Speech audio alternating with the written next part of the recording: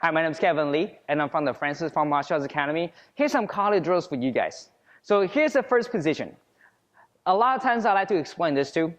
When I start teaching in class, I like to explain the numbering system. So let's go over the numbering system real quick. So as a feeder, I know exactly how to feed for my partner. So if I have my partner straight, number 1 comes diagonal down to the body, okay? Number 2 comes diagonal down to the body. Number 3 comes horizontal to the body. Number 4 comes horizontally to the body. And number 5 comes straight into the solar plexus. So one more time. I'm gonna have my partner change the angle. So again, number 1, diagonal. Number 2, diagonal. Number 3, horizontal. Number 4, horizontal. And number 5, straight up right away. Okay, so these are the 5 angles. So my partner's not defend the snake. Okay, so I'm not having just isolate his hand, so he's only allowed to strike with the backhand. So I'm still trying to touch his body.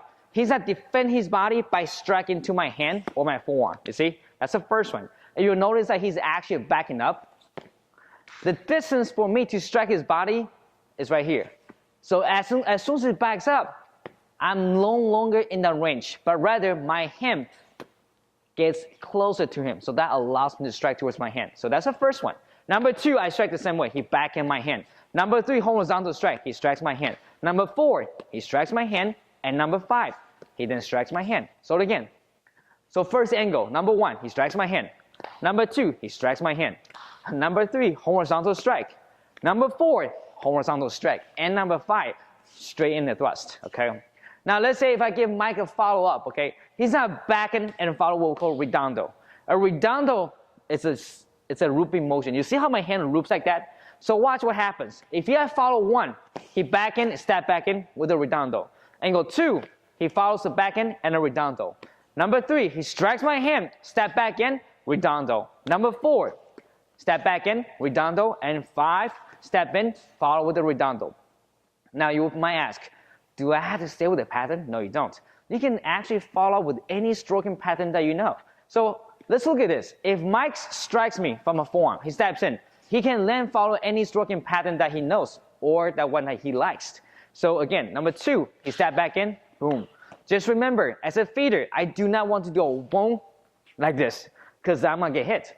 I go 1, I back up. I wait for him to follow up, and I step back in, that's 2. Notice I'm feeding him very slowly. I wait for him to finish. And how does that impact into your training? Imagine I'm hitting like this, boom, right there, he stepped back in. Now he follows up without hesitant. So that's a training. The amount of training that he puts in will register into his muscle memory. So again, here's the first one. He follows, boom, number 1. Number 2, and he follows. Number 3, he hits and he follows. And 4, he hits, he follows. 5, he hits and he follows right away. And these are the basic stroking patterns that will teach you.